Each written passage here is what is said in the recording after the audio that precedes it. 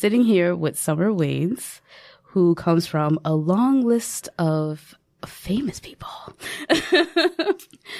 We have screenwriters, directors, comedians, actors, which is why I'm laughing. I'm going to try to get myself together. But thank you so much for being on the show today. Thank you for having me. You have an awesome background on your own. Thank you. Educational-wise, you have a bachelor's degree in psychology, a master's degree in clinical psychology, a doctorate in psychology, and I'm wondering what led you on the path of science, the mind, and everything? I think a part of it was I didn't want to be in entertainment. So you're like, I'm getting away from my family. I was like, what do you mean you go on hiatus and you don't get paid for weeks or months? Now this is real talk. Real talk. Or like, what do you mean you don't know what you're going to do after this project? What? So I was like, I'm going to go and get me a job and know where my paycheck's coming from. Right. But I think, That makes sense. there was always like this part of me that wanted to be, I'm a very caring and kind person. So I would see people in need and I always wanted to figure out a way to help. In elementary school, I was already volunteering during recess to help out with the kids that had disabilities and to make sure that they were having a good time. And if I saw people who were struggling, I wanted their experience to be better. Yeah. And so I was like, I'm going to be a doctor. But I had no clue what kind of doctor I was going to be. Well, now you're a doctor. Yeah. Here I am. Only a million years later. But, I'm here. Well, I mean, for a lot of people, it's just the consistency. Yeah. And to earn this, especially when it comes to education, I'm sure it has to be rewarding. Other than the fact that you want to help people, you helped yourself, and you were dedicated to making sure that you had the credentials, basically, to help other people. So, big pat on the back. Thank you. But let's start with where were you born? Just get a little history about Summer. And it feels like summer in this room, but I know it's just because you're so beautiful. Well, thank you. Yes. I forgot how to stay cute during a New York winter. I'm done. It was hard, but we're piecing it together. I was born actually down in San Diego, California. And I know. And I was raised outside of the Los Angeles area. Okay. So I'm born and raised in Cali. See, I was going to say maybe you were from New York or somewhere in the South, that southern roots. No, my parents are both from New York. Okay. They both grew up here. My dad was in the military. He's a Marine. So he ended up being based at Camp Pendleton in California. And then here I go. Wow. Yeah. So you're part of the second generation of Wayans. Mm-hmm. So I can't have this interview without talking about your family, unfortunately. It is what it is. They're pretty cool, though. So I'm pretty sure your household was filled of laughter and just crying, and not even tears of sadness, but tears of joy. And just, if everyone remembers In Living Color, I remember when it first came out, and the first thing I wanted to do was sing the theme song. You can do what you want to do and live in color. In living color. But I know growing up, it had to be I guess there's pros and cons to everything. You and I were having a conversation that my family's in the industry, and it's you're living in a shadow, basically, of someone else's livelihood. Yeah. If you have a family member that's a director, now it's okay, are you going to be a director? Did you ever feel that pressure of trying to be, or you felt like you had to walk in that person's shoes? It's funny because I did, but that pressure didn't exactly come from my family. A lot of times it came from people at school or society, how people treated me when they knew who I was related to versus when they didn't. Right. So at a young age, I went by my dad's last name in school because I didn't like the experience that I had when people knew who I was related to. It wasn't about me anymore. And even though it's they wouldn't get to know me, and girls are so mean. Yeah. Boys are mean too, but growing up, at that age, the girls are the mean ones, and they're oh, you think you're all that because you're a Wayans. And I'm like, I didn't even tell you I was a Wayans. Like, I wasn't even born into this life to be this. So I think that was, really tough trying to just navigate and figure out how can I be me and people see me for me and not who they expect me to be, who they perceive me to be based on what they think about stuff that they don't actually know. Yeah. But ultimately I think it just pushed me and made me a little stubborn where I'm like, no, you're going to see me and I'm going to shine and I'm going to show you who Summer is. That's so real. That's a real feeling for so many people who are in family situations like this where you're coming up with entertainers. It's reality because you're like, I'm my own person.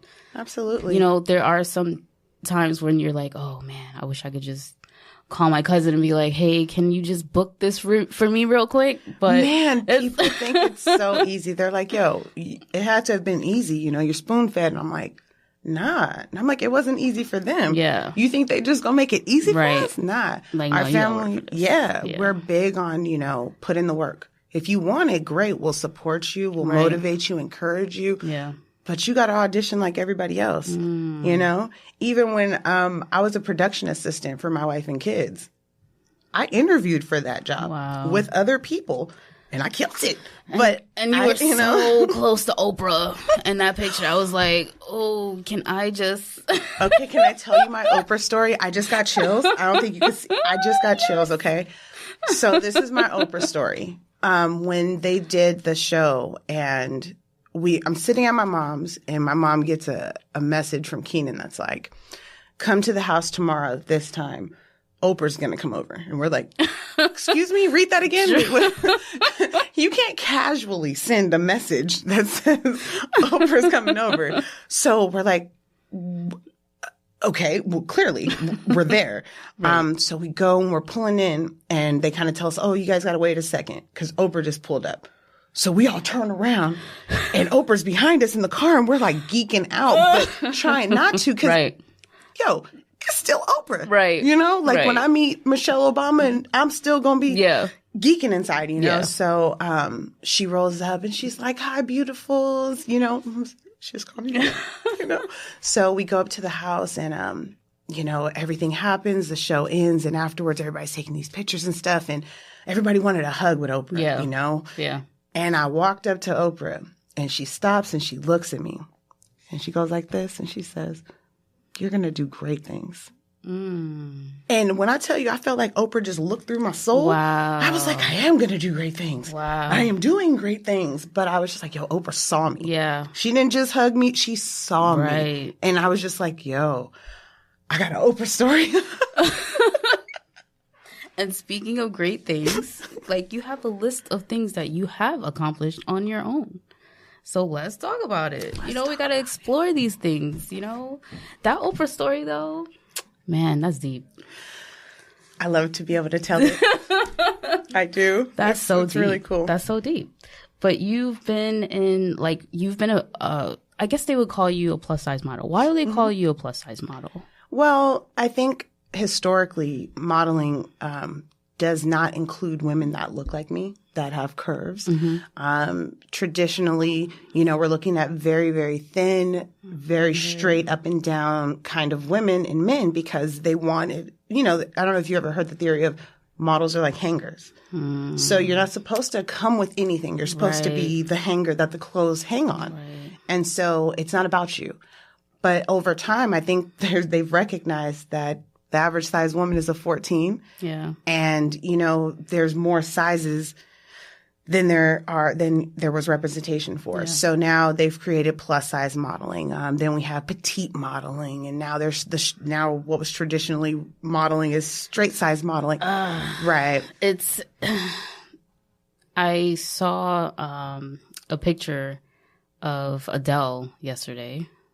And to me, she was beautiful the way she was, and she lost weight. I don't know the whole backstory, but I just feel like society puts so much pressure on people, but mostly women, to just be this perfect size, this perfect height, have the perfect hair, have the perfect teeth. It's just like everything has to be perfect. But who defines that? Yeah. You know, I think that's interesting. I think that was a part of the reason why I kind of didn't want to be in entertainment, because there was so much stigma. I didn't want any part of that, you know? And so I started modeling a lot later. You know, I'm not going to say how old I was, but I was later on when I started modeling. And I literally stumbled on a casting that said casting models of all sizes. And in my head, I was like, yeah, right. And the rebel in me was like, I'm going to show up and they're going to have to tell me to my face, you know? And I did, and it was the start of something beautiful. But what I recognize and what I truly hold on to is I knew who I was when I started modeling. So I was able to kind of stay on that path. And I don't feel like there's anything that I've done that I look back and I'm like, dang. Or anyone that's been able to tell me like, hey, you need to lose. Or I'm like, no, you need to find me work like this or it's not for me. Well, I was going to say, what do you think about the roles that men have to play when they have to gain weight for that role? Yeah. Is it, do you feel the same way? Yeah. I mean, this is the thing. And I understand, you know, there's movies like, you know, like I think it was Charlize Theron, right? Where she kind of changed her entire body and everything for a role. Now, if that's what you choose to do because it's a part of your craft and you want to challenge yourself to do it, great. But you're not going to tell me that I need to either eat and be unhealthy so that I gain weight or starve myself so that I lose weight. I can't buy into that, you know, because that's not just this role. It's what does it actually mean for you to tell me this? And how does that actually impact me on so many different levels? How am I being triggered about something somebody said to me when I was a kid or, you know what I mean? And that wasn't something that I wanted to be a part of. So I strived really hard to not kind of go down that path. And I've come across, you know, I've had agents that have told me like, said words to me like disgraceful and disgusting. And I'm like, you can keep that one because that says more about you than me, you know? I know that you have a foundation and I want to get into that, but what do you say to young girls that do experience that? It's like body shaming or I know one of the things that you touched on was bullying and just gender, just everything. What do you say to young girls to kind of motivate them to see past or beyond those words that are negative? You know, I just said it a little while ago. A lot of the times those things say more about the other people than they do about us, you know? And everyone has their struggle and their journey and things that maybe they're reflecting and projecting from the inside onto you, you know? I used to have girls they would sit behind me on the school bus and talk about me for everything because I had shorts on and my thighs were big. And I'm like, what does that actually have to do with you? Right? Why are you so offended by me in shorts? Right? Or the part in your hair is crooked. I didn't try. Like, why does that make a difference to you? So it's not really about me because I woke up today and I was comfortable in my skin. But you're bothered. So I think when we can kind of look at that, that's somebody who actually needs to do some work.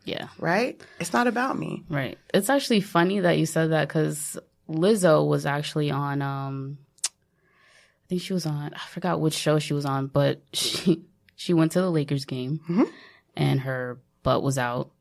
And Gayle King was asking a lot of questions. And I could see Gayle's kind of looking at her like, don't you know how disrespectful it was that you had your ass out and da-da-da-da? So the point that she was trying to make, Lizzo, was that the very thing that she kept getting picked on or, I don't know, whatever it was that happened to her, but she was saying, I wanted to show what I am proud of now that I wasn't proud of before. Now, I'm not saying that girls should be out there with the butt out and stuff like that, but she kind of made a very valid point that we have to accept who we are, how our bodies are being shaped, if you're eating things or whatever's happening to you. But you should accept who you are the way God made you and just all that other negative stuff, just ignore it. That's how I feel. Yeah.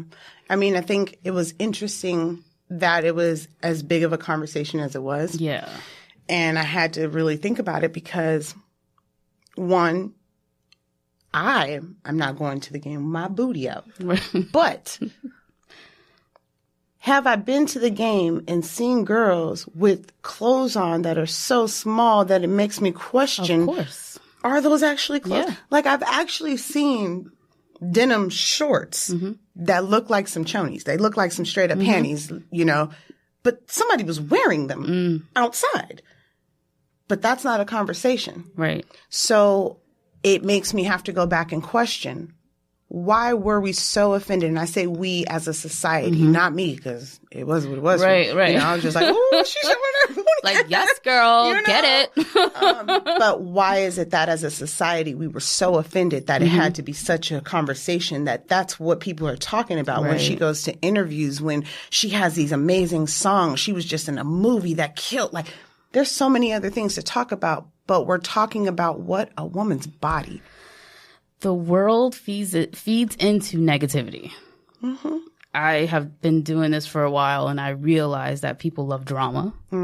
They love dramatic situations, and that has to be spoken about because it was a negative situation. It was all over social media, and it was just like everything that's negative or everything that people think is funny, everyone tries to create a meme. Oh, yeah. So, but I don't even want to waste time on that.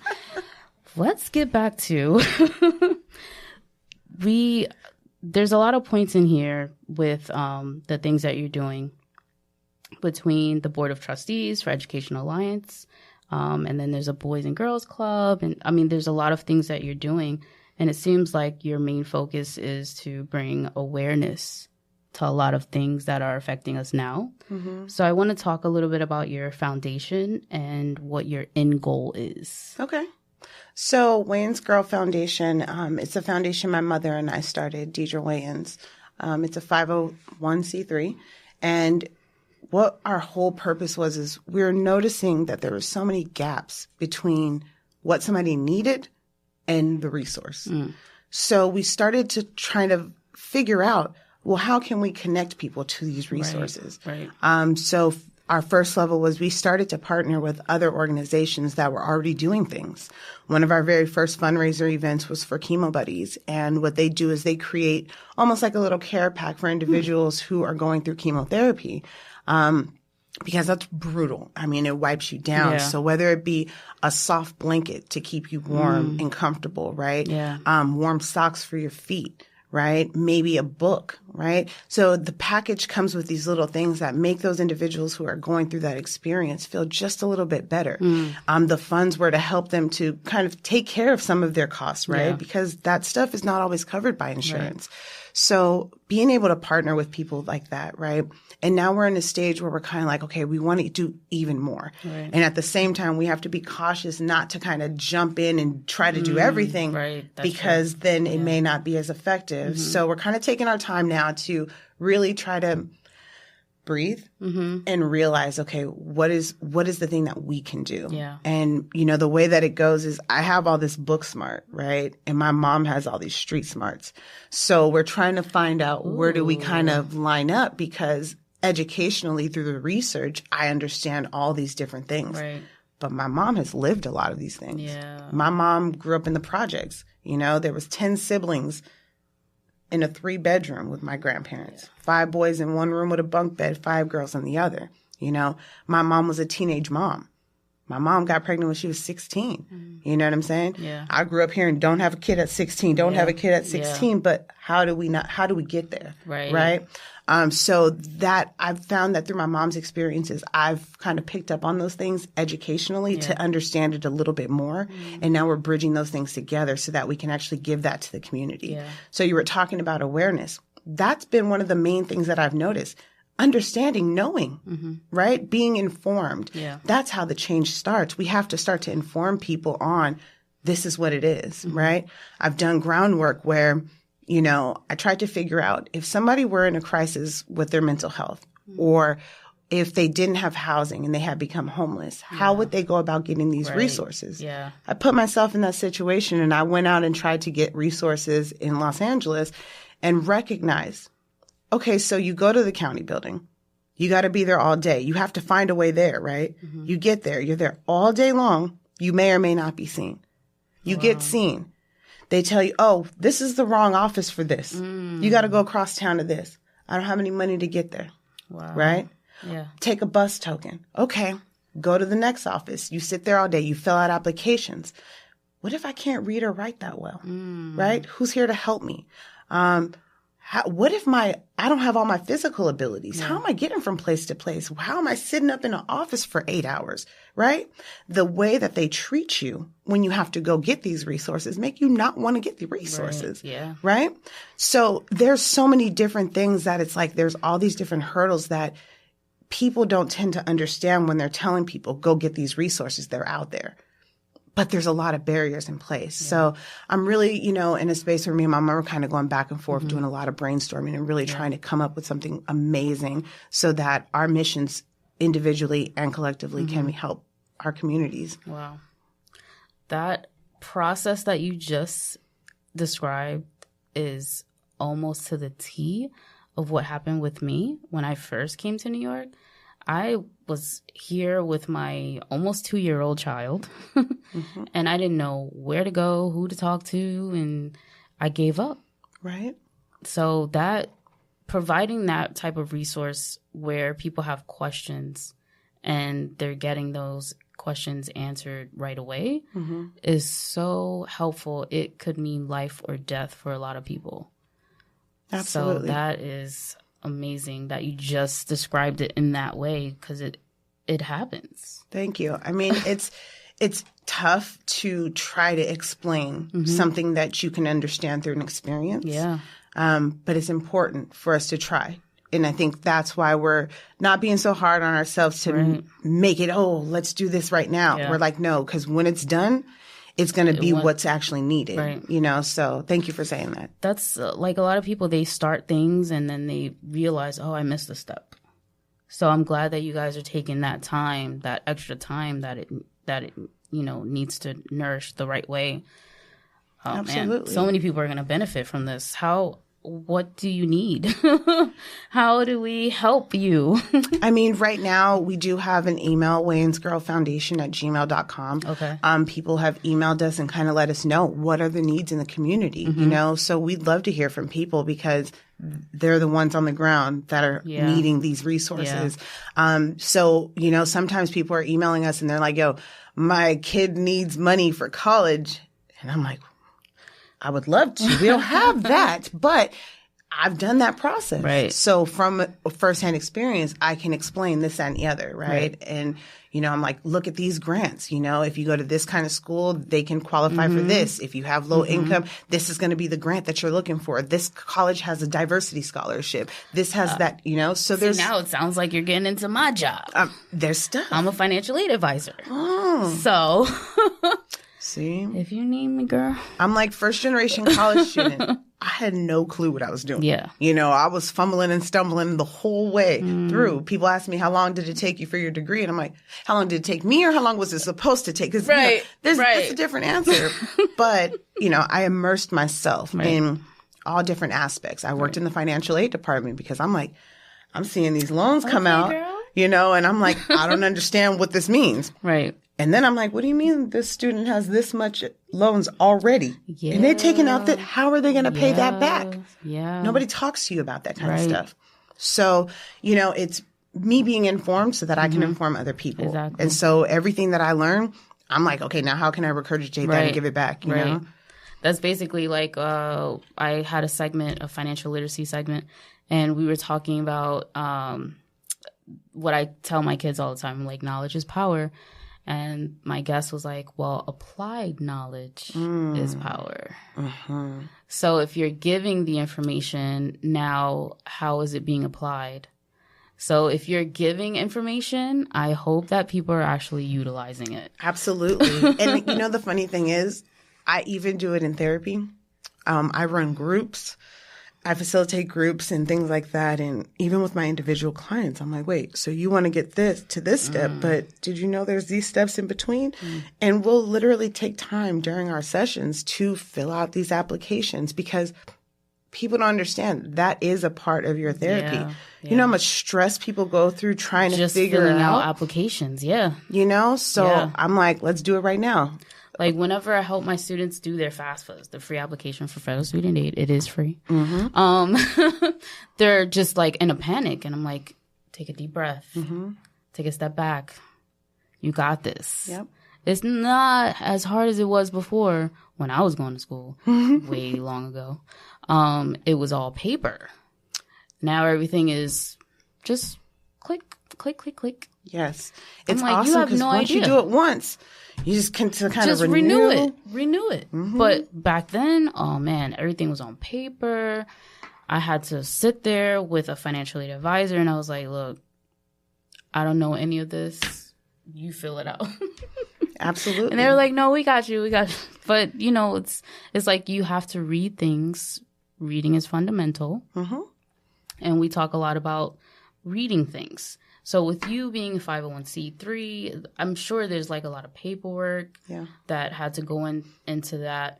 And then here with the foundation, it's educational workshops. Awesome. That's a part about helping them to actually do it, right? Because we can talk about it and we're going to send them home without the resources still. Yeah.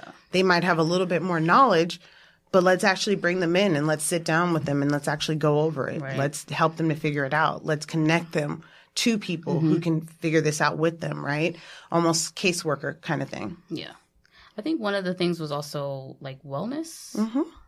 So with the nutritional plan, I need help. I'm like, between the gym and this thing called diet, I've been thin my whole life, but I don't feel healthy, if that makes sense. Like I will eat until 2, 3 o'clock in the morning for no reason because I can't sleep. But I don't think I'm healthy and I don't think I'm providing really good, I guess, like I don't have an idea of what healthy really is. I've been reading things, but I'm like, and how does this apply? I don't want to eat no quinoa. Like, what is this? Quinoa? Who is this? Who is the quinoa? Who's that? Quinoa in. But like, what type of plan can I like? What can I do to practice better health? So I think if I were to go with this, fit my way. Okay. Fit my way. Okay. I started this because society would have me thinking that I am the most unhealthiest whatever. Yo, this BMI.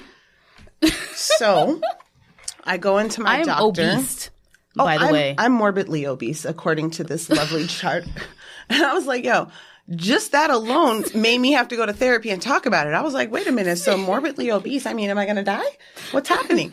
But I go in and I talk to my doctor. And the first thing that my doctor says to me, and this is a new doctor, she looks at me and she goes, well, you know, we're probably going to have to talk about you losing some weight. You're probably going to have to diet some. 2 things that I don't like to hear because dieting for me isn't realistic. And when people say lose weight, the concept in my head doesn't really go because I've been thick my whole life. I ate the same things my brothers and sister ate. My mom put the same food in front of us. You heard the term thicker than a Snicker or what's the other one? Oh, you thicker than cornbread. Well, I'm all of that. But, you know, it's funny because after she did my blood work, she had to come back and kind of say, you know what? Whatever you're doing, keep doing it. Because on both sides of my family, I have diabetes, high cholesterol, high blood pressure, heart failure on one side, kidney failure on the other side. Like, we got a lot of different ailments, right? Yeah. And I ain't got none of that. Ooh. So her looking at me, she judged me. And her judging me was going to change her treatment and she would have been happy telling me to go home and diet. But the blood work told her whatever I'm doing well. Right. Because she doesn't know how I eat. And I eat pretty well.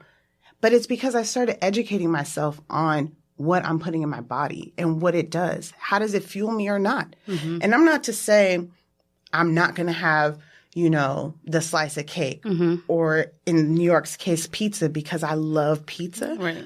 But I'm also going to recognize when I'm eating pizza, all right, how much nutritional value is this? All right, how many times can I actually eat this? Not how many times would I like to eat this, but actually eat this and still feel good. Because after you have pizza 5 days in a row, because I've done that before, you know, you start to feel differently, you know? So if you have pizza every Friday, not saying that I do that, but... And I think it depends on the person. It depends on you. How do you feel when you're doing it, right?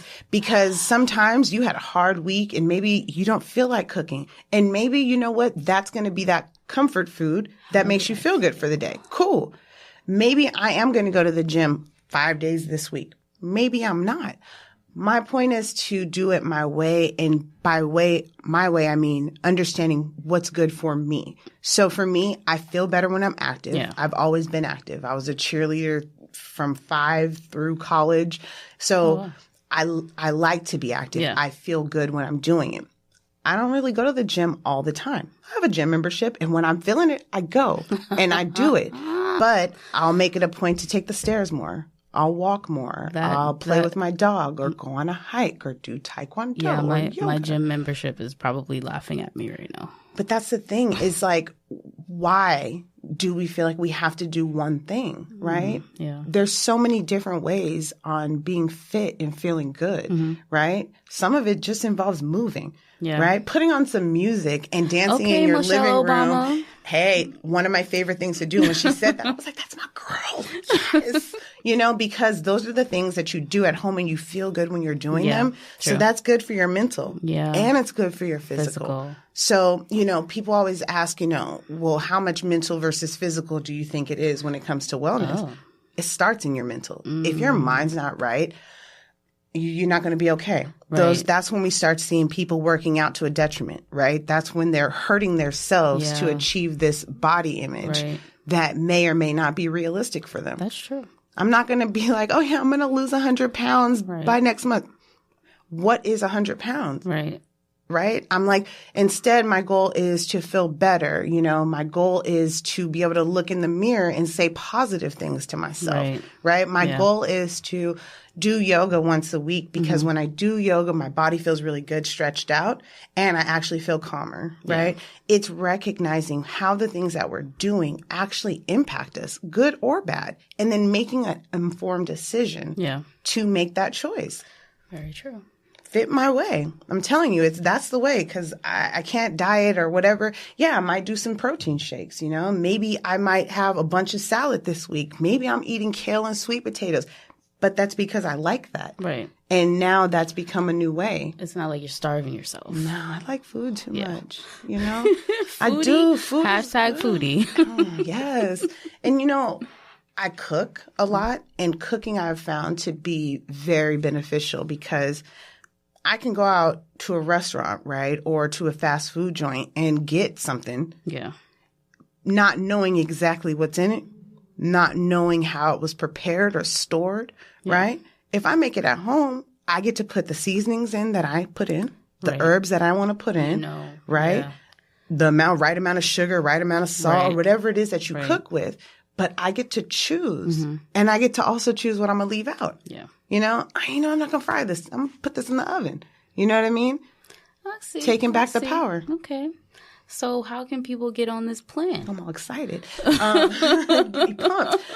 Currently, so because I started this for me, and then I recognized that, you know what, I started talking about it with people and people were like, oh my gosh, yeah. And then I would post something and people were like, oh my gosh, how did you? So I started to upload some videos on Summer Wayans TV, which is on YouTube. On my Instagram at Summer Wayans, I also have highlighted in the stories, some Fit My Way, just, you know, different things that I do, whether it's I'm at Taekwondo or yoga or just at the gym or taking a walk. You know, one of the goals that I have is to be able to run because as a kid, I have a heart condition and I wasn't allowed to really like be that active at some points. Yeah. And now when I try to run, I'm like, ooh, this feels funny. Like, I don't know how this, So teaching myself how to run. And so I'm like, even if I run a block, I'm like, I'm going to run to that car. Yeah. And then I'm running. I'm like, oh, there goes the car. I could keep going. It's like baby steps. But it's in here. It starts here. And it's encouraging myself. So instead of being like, oh, you can't do that. You've never done that before. Yeah. Oh, that's going to be hard. It's not going to look like so-and-so or this and the other. You automatically give up. No, do it for me. Yeah. And then help other people to feel good doing it for themselves too. Wait, so say your Instagram again. At Summer Wayans. Okay. All of my social media is pretty much Summer Wayans. Same. Okay. And then the YouTube is Summer Wayans TV. Nice. So I definitely try to post things. And then this year, 2020, I'm trying to go on a tour. I want to hit different cities. What kind of tour? I want to hit different cities. Okay. I want to talk to people about this very thing that I'm doing and get them engaged in doing the same thing for themselves. Gotcha. So baby steps, but trying to get out there and do it. I've talked a little bit about it in New York. I've paired with some trainers, LA. Are you coming back to New York in March? I don't know, but what's happening in March? I'm planning a woman empowerment event. Oh. Positive affirmations. I love those. So we do have to end the show on a positive affirmation, some type of quote or something. I actually have one from your mom that she posted, but it's Dalai Lama. But okay. But I do want to say you've been featured in a lot of things like Ashley Stewart, Wet Seal, Forever 21, just all these other things. Like, what's next for you? That's always a big question because dun, dun, dun. I'm in everything. So right now I'm in a stage where I'm really trying to merge together all of the different hats that I wear under one big umbrella.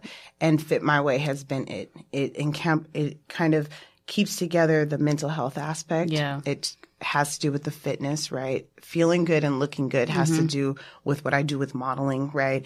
And so just kind of bridging all of those things. I just did a photo shoot the other day, so I'm still modeling. I'm still getting out there and doing those kinds of things. It's one of the most empowering things. I do a photo shoot and I hit a pose and then I look at the picture and I start giggling because I'm like, hey, that's me. That's so good. And you're like, oh my God, so beautiful. Yeah, so I'm doing all of that. The tour for Fit My Way, that's coming this year. I have a couple of TV appearances. You guys will see me out there a little bit more this year. Awesome. I have a comedy short that's actually in circulation. I knew comedy was coming up somewhere. I know. I tried to stay I know you away. funny. I tried to stay I know. I think I'm funny, but that's usually the indicator that you're not really that funny. Oh. So, but people, they think I'm kind of funny. So I don't consider myself a comedian. But I did a comedy short called Peapod, and it can be found on Peapod Comedy, and it's circulating in different festivals right now. So actually in March, we're going to, actually this month, January, it's in a festival in North Carolina. Awesome. So yeah. Okay. I can't wait. All right, you got to close us out with something that's near and dear to your heart that can motivate people that are listening and watching. Should I go first? Yes. Okay. So your mom posted something. Okay. Shout out to Deidre. Love and passion are necessities, not luxuries. Without them, humanity cannot survive. And that's Dalai Lama. Mm-hmm. Yeah. I like that. I have two. Can I go with two? Oh. Okay. So one of the things that I like to say, and I've kind of come along the lines of just hearing people, my brother calls me the trailblazer and things like that, is to not be limited by the limitations of others. Right? Yeah. And the other one, which is an affirmation, is it's a beautiful day to have a beautiful day. Nice. And I always end the show with have a wonderful day, my beautiful people.